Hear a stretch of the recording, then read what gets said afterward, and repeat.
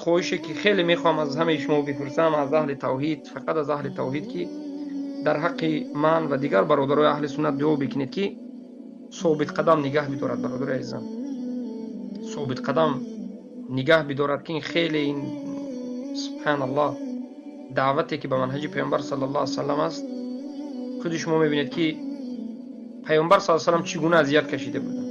ما یک انسان‌های ضعیف، یک انسان‌های کمبودیدار، عاجز، ناتوان، بیکس و بیکو، غیر از الله هیچ کسی نداریم. الله سبحانه و تعالی دعا بکنید که خودش ما را حفظ بکند، ثابت قدم حفظ بکند، از این دنیا با کلمه لا اله الا الله رفتن را نصیب بکند، با شهادت، با بهترین درجه‌ای که به الله سبحانه و تعالی نزدش بروید. که در این دنیا